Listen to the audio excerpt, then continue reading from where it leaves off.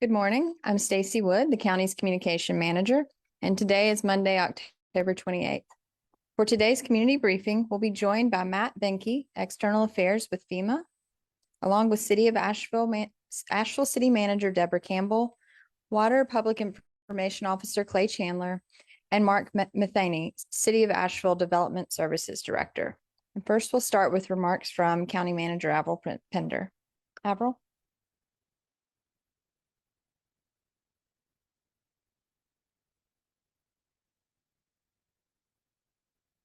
Good morning. I want to start with an update on our community care stations with showers, laundry, and more. These are all going to continue operating in their current locations. We're making adjustments to the community care station at the Swannanoa Ingalls, so you'll see some services moving around. But don't worry, a whole new one is being stood up in its place. And while we don't anticipate disruption in services, if you're looking to use the community care station in Swannanoa on Tuesday afternoon or Wednesday morning, you may want to go to the one at Owen Pool to avoid any possible interruptions in all the services. We want to thank our partners, Pratt and Whitney, for their support and resources at the Swannanoa Ingalls Community Care Station. As a reminder, other stations are located at Home Store Parking Lot, Big Lots, Ingbrook Mall, Buncombe County Sports Park, Bethel United Methodist, Swannanoa Ingalls, Swannanoa Owen Pool, Morgan Hill Baptist Church. An update from our courts. Our court partners wanted us to share that the Buncombe County Courthouse is open for regular business hours, 8 a.m. to 5 p.m. Bathrooms are now operational. However, like most of the county, the boil water advisory applies. So bottled drinking water is available in the lobby. Criminal and civil district and superior administrative courts are operational. All juries are excused through the end of October. If you have an attorney, you should reach out to your attorney for information about your case. For details on your criminal case, contact the district court's office at 828-259-3410 or the clerk's office at 828-259-3400 for more information. For civil superior court cases, all jury trials scheduled in October will be continued. Jury trials will resume November 1st, 2024. Hearings on motion will be held as previously scheduled, unless a new date is given by the trial court administrator.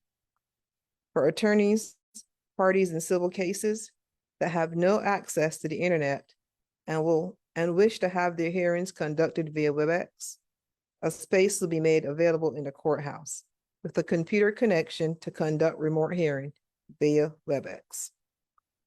For questions regarding these or other issues, please contact the trial court coordinator, John Rogers, at john.d.rogers@nccourts.org, or you can call 828-259-6479. As a reminder, although the courts are open, individuals may wish to utilize the electronic filing option, which is available at nccourts.gov under eCourts. Filing deadlines have been extended to today, October the 28th. Filing deadlines will not be extended after October 28th. Our court partners also wanted us to warn our community about a sophisticated scam targeting residents in our area, claiming the victims failed to report to jury duty, and there's a federal warrant for their arrest. How that scam works is the scammer contact you by phone or email, claiming you failed to report for jury duty. They falsely state there's a federal warrant for your arrest. To make it look legitimate, they may send a fake arrest warrant with real names of North Carolina federal law enforcement officers and prosecutors. They demand payment to avoid jail time, often requesting payment via a virtual currency or a kiosk. Scammers may manipulate caller ID to make it seem like the call is coming from a courthouse or a government agency. Victims are sometimes asked to bring a receipt to a law enforcement agency for filing. Please remember, legitimate arrest warrants are never emailed or texted. They are served in person by law enforcement or court officials. No law enforcement agency will ever demand payment over the phone. Be cautious and skeptical of unsolicited calls asking for personal information or payment. Be wary of unsolicited phone calls, emails, or texts. Do not give money or personal information to anyone you don't know. If you receive such a call or email, hang up immediately and contact local authorities. If you believe you've been a victim of a jury duty scam or other fraudulent schemes, file a report with the FBI Internet Crime Complaint Center at www.ic3.gov. As a reminder, our water and food distribution sites are open and available. We have water and meals ready to eat at the following locations, and these are open every day: Skyline Bowling Alley, Black Mountain Ingalls, Swananoa Ingalls, Linwood Crump, Shiloh Community Center, Pat Square Park, Buncombe County Sports Park, Fairview Ingalls. Our early voting locations. This is the last week where you can go out and vote at any early voting location. Early voting is open 9 a.m. to 5 p.m.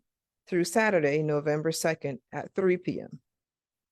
The locations for early voting: Black Mountain Library, East Asheville Library, Anchor Candler Library, Fairview Library, Leicester Community Center, South Buncombe Library, UNCA Health and Counseling Center, Weaverville Community Center, Dr. Wesley Grant Southside Center, and West Asheville Library. An update on our trash and recycling pickup.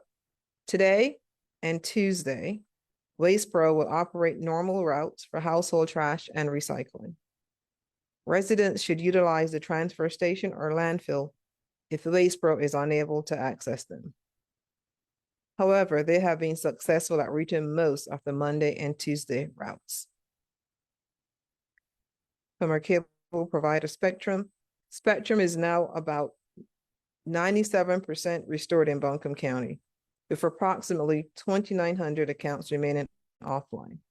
They are working to estimate timelines for those remaining offline based on their current progress. So we will get an update from them hopefully soon to let you know when they anticipate all accounts being back online.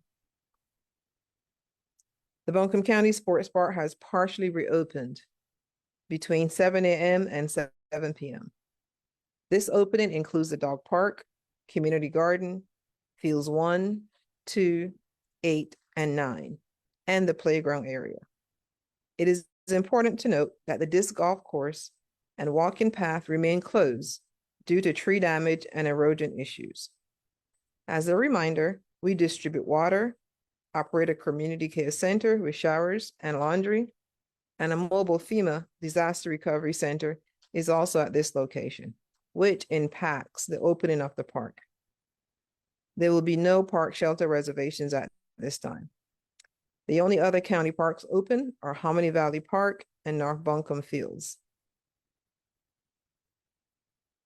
The town of Black Mountain invites the community to join together on Tuesday, October 29th at 6 p.m. in Town Square, 100 State Street, for our community reflection and remembrance program to recognize and honor the grief and loss due to Hurricane Helene as a town, as a valley, as a region. The program will feature remarks from community leaders, readings, and music as we continue our journey of healing. A candlelight vigil will take place at the conclusion of the program. The program will be live streamed on the Black Mountain Town's official Facebook page at facebook.com/Town of Black Mountain for those who cannot attend in person. Reminder that One Buncombe call center at 828-250 6100 is ready to answer any calls with Hurricane Helene questions. Starting this Wednesday, the Buncombe call center will be open every day from 9 a.m. to 5 p.m. Again, that number is 828-250-6100. And last Friday, there was a question from the media regarding how many major or destroyed structures we had, and if we can break that out by residential and commercial. For major damage, and this is as of 10/27, so these numbers will change. But for major damage on residential, that was 601. And for destroyed residential, 294 units. For commercial, major damage is 241 units and destroyed 153. And with that, I'll turn it over to Matt Benke from FEMA.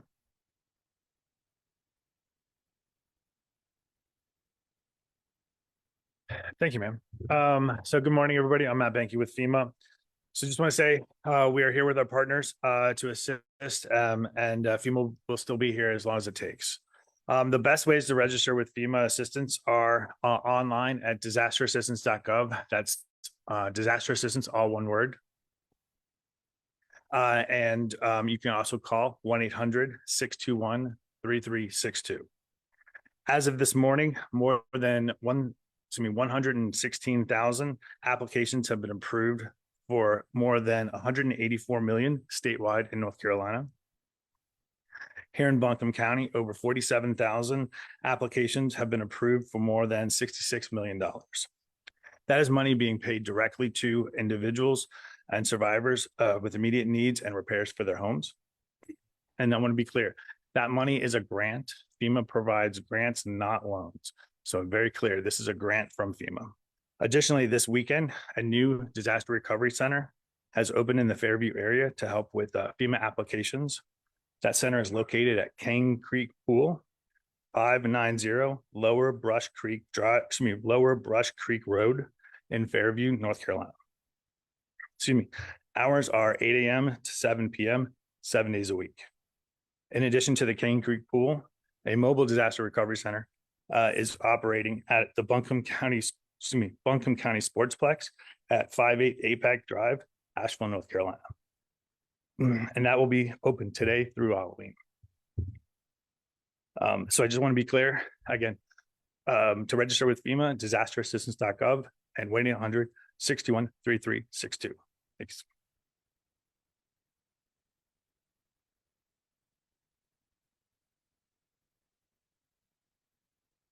And now I'd like to introduce Deborah Campbell, Asheville City Manager.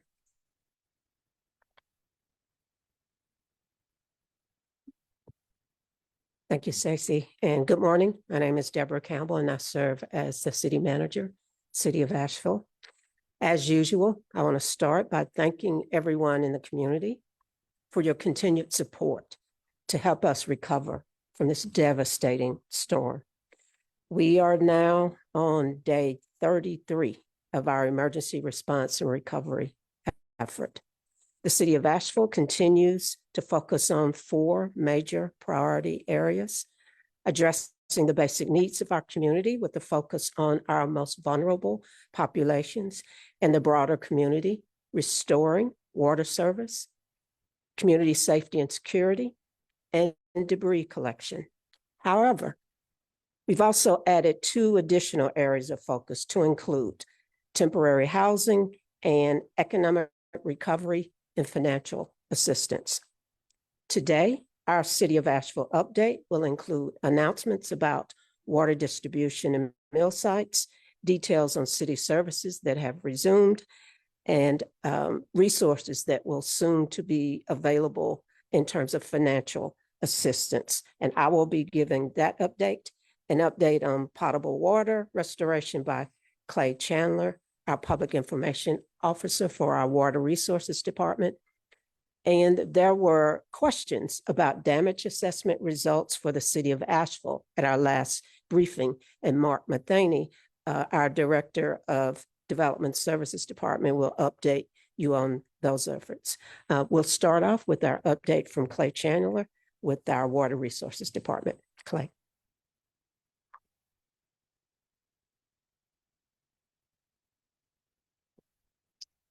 Thank you, Ms. Campbell. All right, so Water Resources has a really big week this week. The turbidity curtains are on site. They are being installed as we speak. State utility contractors from Monroe is handling that for us. And once the curtains are installed, Estate Management Services from Brunswick, Georgia will do the actual dosing of the aluminum sulfate and the caustic soda.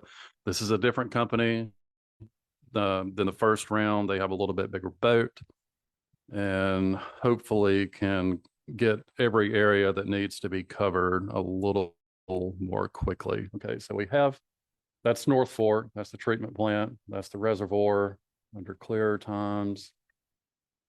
This is roughly where the curtain will be installed. We call that the secondary application zone.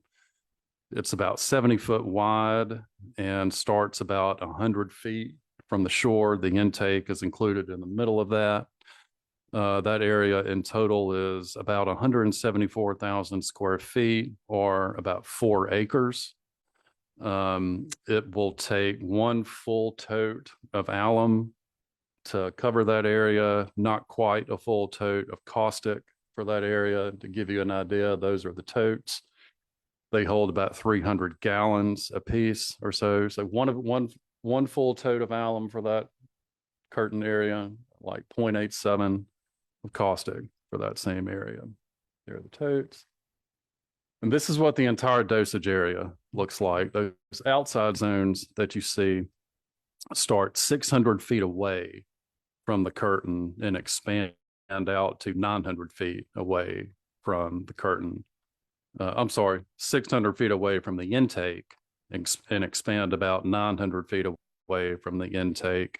And there's about 100-foot buffer zone between those outer zones and the curtain. To coordinate with curtain installation, again, which is ongoing right now, we are likely going to dose those outer zones first, give the curtain installation a chance to get completed. And once that's done, we will start dosing that area inside the curtain. Of those outer zones, each zone is about 155,000 square feet in area, about 3.5 acres. All told, the 4 zones are about 620,000 square feet, or about 14.25 acres. Each of those zones will require a little less than 1 full tote of alum to dose and about 3/4 of a tote caustic. And so to run through that again, starting with the outer zones, hopefully tomorrow afternoon, maybe as late as Wednesday morning, while curtain installation is complete. Then when the outer zones have been dosed, we will dose inside the curtain. Again, the intake is inside that area. Those are the totes that we're using. They hold about 300 gallons a piece. There's a better look at what we call the secondary zone, which is inside the curtain. Turbidity as of late yesterday afternoon was 23.3. That's down from a little more than 26 in about the span of a week. So it's coming down. Obviously, it's not dropping fast enough. And if everything goes well this week with the second round of in-reservoir treatment, that process will speed up. And we're still targeting between 1.5 and 2 NTUs as far as turbidity to begin our normal treatment and filtration process to start putting potable water back into the system. So we've got a really big week this week. Cross your fingers.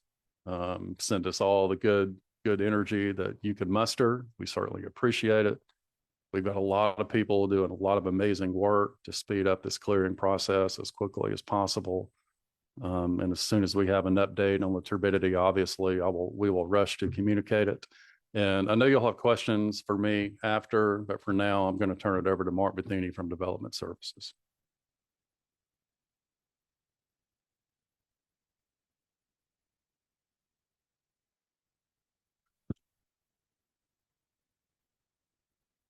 Good morning, Mark Bethany, City of Asheville Development Services. I am honored to say the city staff has completed phase 2 of the building damage assessments. The assessment tells us a number of structures in the city that receive storm-related damage, and they have passed inspections, are safe to occupy, and have restricted areas, or they are unsafe to occupy. The assessment looked at both residential and commercial structures throughout the city, and the following combined numbers. 908 structures have passed inspection and are safe to occupy. You'll see that by a green card. 409 structures have damaged areas of the building that should be avoided, but the building is occupiable within the safe parts of the building. That's identified with a yellow tag. And 182 structures are unsafe to occupy, identified by a red tag. In flood zone areas, red and yellow tag buildings may be substantially damaged. Now, that substantial damage occurs when the value of the building to repair the building exceeds 50% the value of the structure. And that's not the property, that's the structure itself. And that value is identified either through the county tax appraiser records or can be gained by an independent property appraiser. Buildings and structures that exceed 50% the value of the building will have to comply with our current city ordinances and FEMA requirements. For substantially damaged structures, work to diminish the storm-related damage may take place.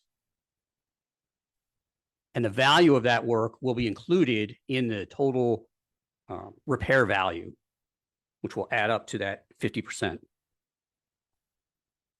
The Public Works Stormwater Flood Team can assist additionally with any detailed questions about substantially damaged or improved structures, and they can be reached at 828-259-5670.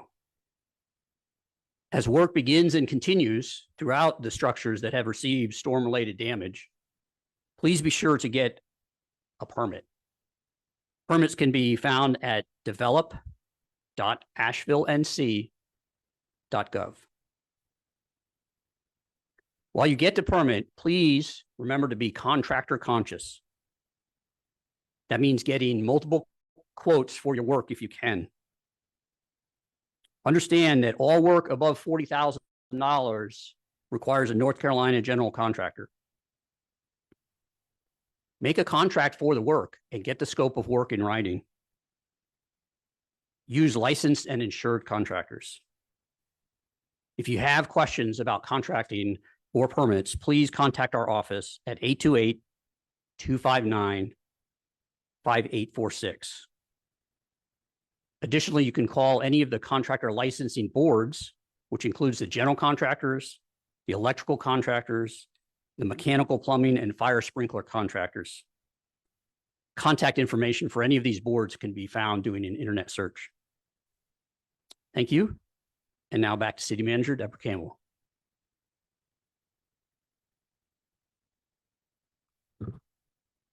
So just a quick update on water and meal distribution. Distribution sites providing drinking water and meals ready to eat, or MREs, continue to be critical resources for many people in our community. County Manager Pender listed a few of those that are also in Asheville, but I'm just going to repeat them just in case.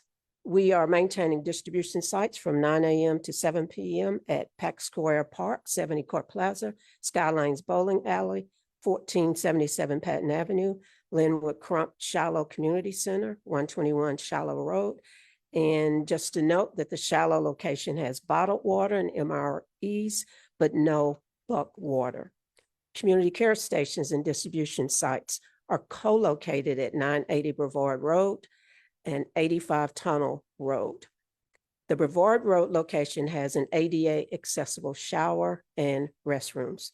These sites will continue to distribute potable water in bottles as well as bulk non-potable water. As of this morning, our sites have distributed more than 5 million bottles of drinking water, 17,648 gallon jugs of potable water, 220,375 gallons of non-potable water, 140,000 meals ready to eat, and 1,247 blankets for warmth have been handed out. City services that have resumed beginning today, October 28th. After-school programs from 3 to 6 p.m. have resumed. Currently, we're only able to offer after-school program opportunities to students who were previously enrolled. For more information, please visit asheville.nc.gov/parks. The Asheville Municipal Golf Course will reopen the back 9 and the clubhouse today on October 28th. More information, including how to best access the course due to road closures in the immediate area, can be found at ashevillegc.com. Additionally, Ashton Park Tennis Center will reopen all 12 courts to the general public on Wednesday, October 30th, 2024. All play will be free until the internet is restored at the park. ART Transit Services. Yesterday, ART services resumed regularly scheduled hours for most bus routes. That's 5:30 a.m. to 11 p.m. Monday through Saturday, and 8 a.m. to 6 p.m. on Sundays and holidays. Please visit asheville.nc.gov/transit for more information. Also, please note that buses are no longer offering flag stops. Transit riders need to wait at a designated bus stop to board their bus. ART service will continue to be free of charge until further notice.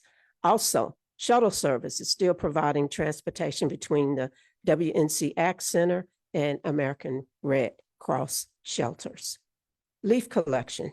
While city crews will not be collecting storm debris, and I want to repeat, city crews will not be collecting storm debris, our sanitation crews have begun collecting paper bag leaves starting today. We ask that everyone please consider waiting as long as you can to set out bags of leaves for collection. This will help us move as efficiently as we can through the ongoing storm debris removal process, which will be done by a private contractor. The city and its partners are advocating to the state and to the federal government for resources that we need for the community's long-term recovery. However, the City of Asheville has also identified existing resources that can be used as grants to support home repair, business restabilization, and rental assistance grants. At last week's City Council meeting, nearly $4 million in existing city resources was approved to provide grants to businesses and residents that have been impacted by Helene. Our next step in activating these resources involves the identification of experienced nonprofit partner organizations to manage the distribution of these community grants. We hope to have nonprofit partners to administer these grant programs, and they will be selected, we hope, next week. And we will share additional details on grant programming as those partnerships are finalized. However, we know these local resources are not going to meet the magnitude of needs for our residents and business owners. We encourage residents to apply for individual assistance, funding through FEMA, and for businesses and individuals to pursue resources through the Small Business Administration. In closing, and as usual, I'd like to extend my continued thanks to the Mayor and City Council, all of our dedicated City of Asheville employees, our other partners in the county, state, and federal government, as well as our private and nonprofit partners who continue to work diligently to help our community recover. Thank you, and I'll turn it back over to you, Stacy.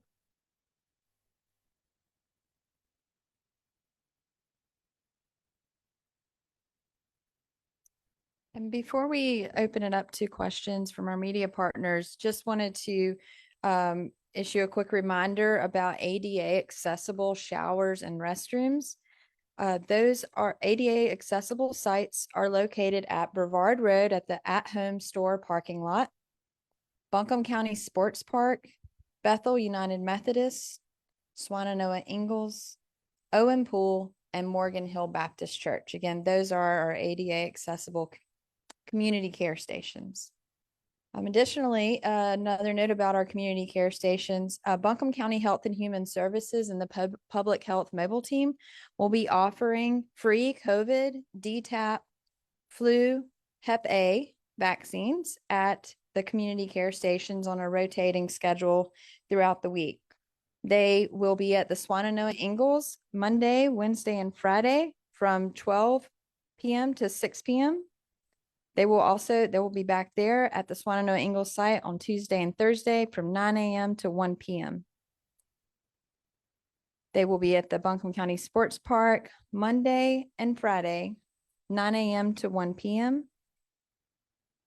And lastly, they will be at Innsbruck Mall Monday, Wednesday, Friday from 12 p.m. to 6 p.m.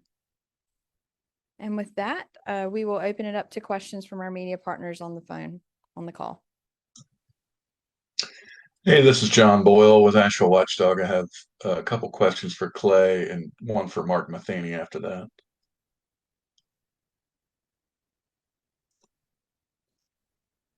Morning, John. Good morning, Clay. Hope you're doing all right. On the curtain installation, do you know how long that will take approximately?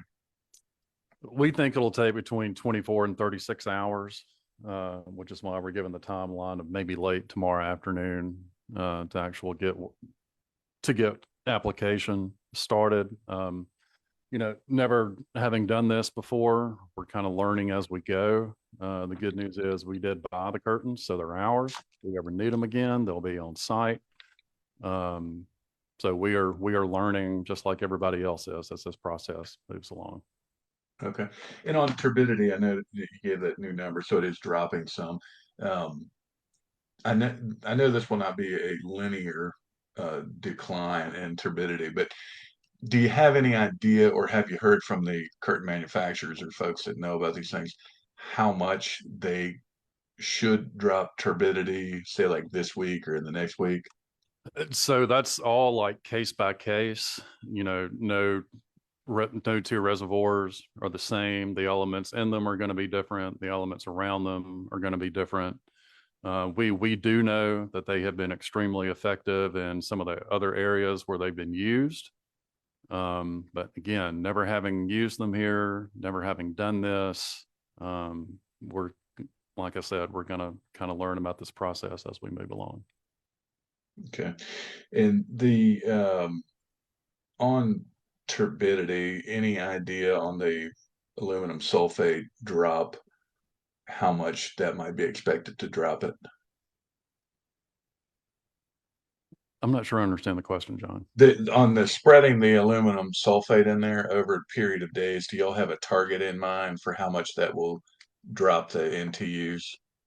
So our target is to complete treatment by either late Friday, early Saturday. And I think during the first round, within 48 or so hours, we had a general idea about how effective it was going to be. So using that timeline, Monday, maybe Tuesday of next week, we should have a pretty good idea of how effective it was. Yeah, I'm just trying to get at if between the two of those, you could see a 10 NTU drop or something like that, if y'all have any idea. We would love to be able to say that with certainty.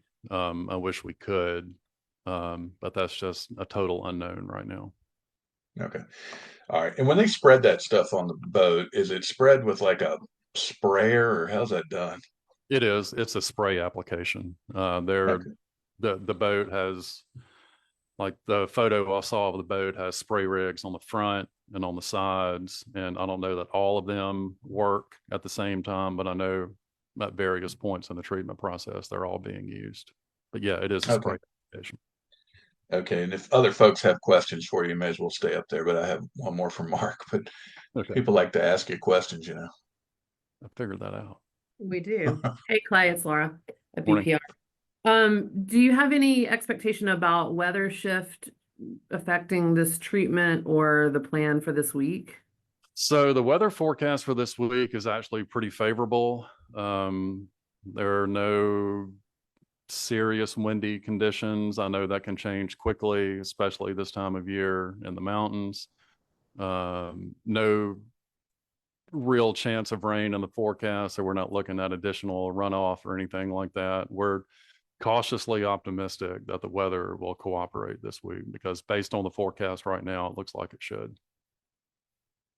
And then you're saying we probably know by the weekend if it's effective. If it's effective at, like, let's say what John said, it drops at 10, then is the plan to do another one of these treatments, hoping to drop it again? And if it's not, what's the next plan? Because I think you've said before that maybe that you'd have to change course. Yeah, I mean, it's not completely out of the question that we do a third round, especially if the second round is particularly effective.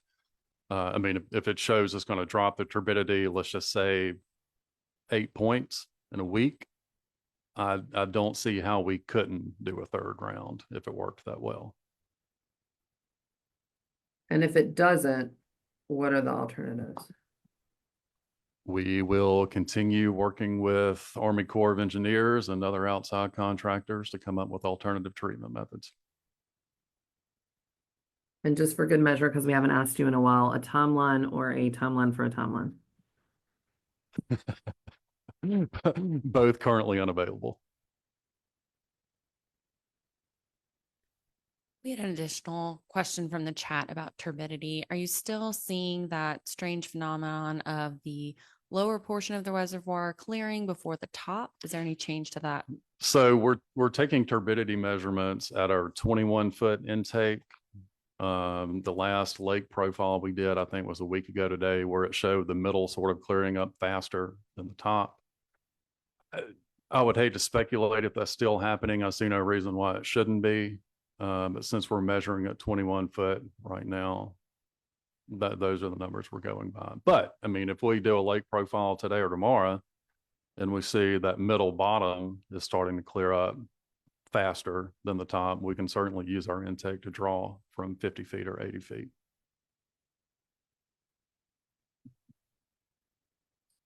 One more, Clay. People are asking questions about how this treatment might affect the output of metals in the water. Can you speak to that? Sure. So that's why we posted on our website the real-time test results for things like aluminum, iron, and manganese. I don't think we have exceeded the maximum contamination limit for aluminum. I know iron and manganese have slightly exceeded the recommendations from the EPA. So that's why we were sort of proactive in getting our test results posted on the website so people can look at that, take in all the information, and then, sort of make the decision about whether or not if they want to use it for things like showering or consumption or whatever.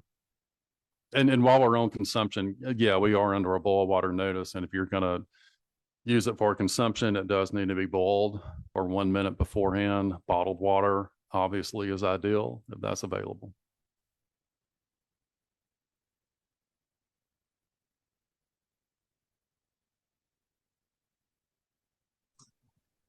All right, John, here comes Mark for your question. Okay, thank you.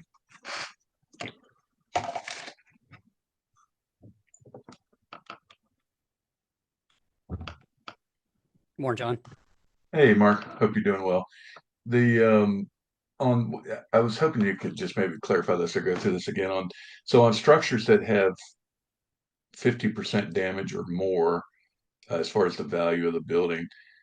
Were you saying that they could do stabilization work, but they could not do like a restoration project? It's yeah. So at that point, it takes a team to work together. So the owner is going to look at their contractor, their structural engineers, and that sort of thing. So we definitely would encourage stabilization and getting certainly the storm-related damage, whether it's just water infiltration in building materials, but also if there's structurally related damage, certainly the longevity of that building is better, the quicker that that's taken care of. But it's just, I just want to make sure that people realize that even though that's needed work, whether it's foundation work or just doing the, the building material removal and replacement, if that's possible, then that will still all be accumulated to that 50% value. Okay, because a concern I've heard from some people is that some of these buildings that have more than 50% damage or heavy damage are just going to have to be torn down. But that's not exactly what you're saying. It sounds like they would just have to formulate a plan on possibly rebuilding, and that would require more extensive permitting and planning. Yes, Am I sir. putting words in your mouth? No, that's the perfect way to say it. Okay. Okay. Thank you. Thank you, John.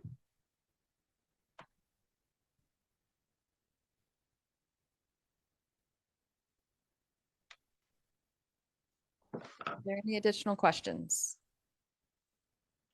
Yeah, Stacy, it's Laura at BPR again. We had reports of water outages at several of the places where people were supposed to be able to get water distribution. I know you answered that by email as to one of those locations. Is it only true at that one, and how is it being addressed? Yes, thanks for the question, Laura. And responded to you immediately to say that I was not aware of any water outages at those locations, but then discovered that we did have a lapse in water distribution out at the Buncombe County Sports Park. I'm not aware of additional sites where that was an issue, but we are looking into it and continuing to work through our logistics coordination for these sites all over the county. And we'll keep you posted on that process and any additional outages as we are made aware of them. Stacy, I have one question you might be able to answer. I had a reader ask me if y'all have any idea how many people of the unhoused population were affected by the storm or displaced or possibly loss of life. Have you seen any figures on that? I have not, John. Thank you. Mhm. Stacey, do you know if there will be made public the names of the victims from the storm? I know we've had listing from the medical examiner's office, but that does not give identities. Is that something on a county basis or the sheriff's office? What's that? Yes, Laura, thank you for that question. We are going to be talking about that process here soon, and we will let you know when we come up with the details of how that information will be released. Okay, but it will be released soon. I don't have a timeline and I don't have additional information about, about that process.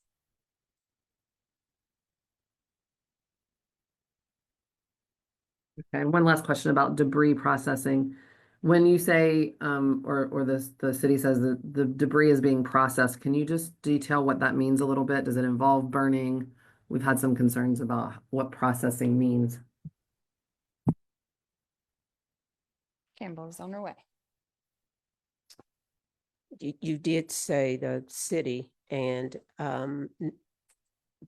we will not be burning at all in the city. Believe that it is illegal to burn debris in the city limits. And so the processing process will involve actually kind of packaging and sealing the debris in order for it to be hauled off. And that will be for metals and those kinds of things. But for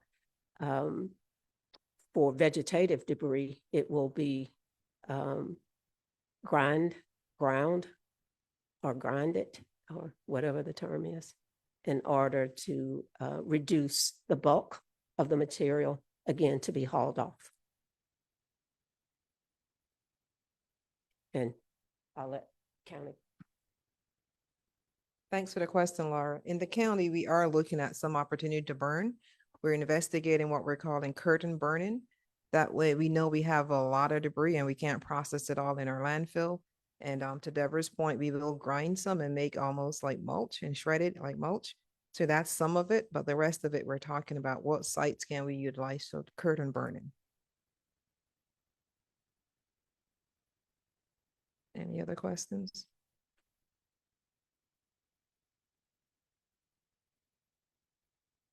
Not hearing any, I'll turn it back to Stacy. We have one more for Clay.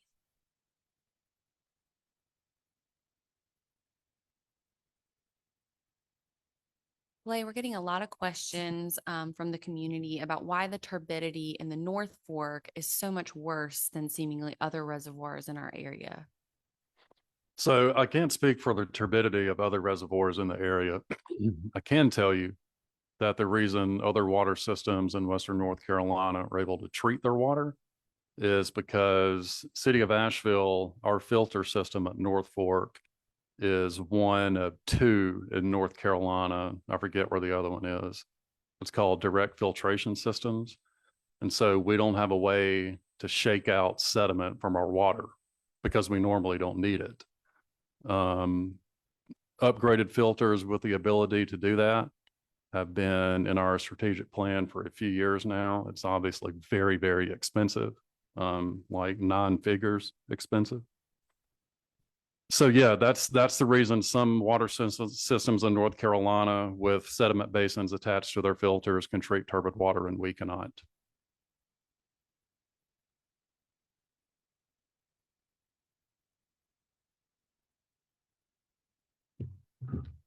Okay, if there are no more questions in the chat, we will conclude today's briefing.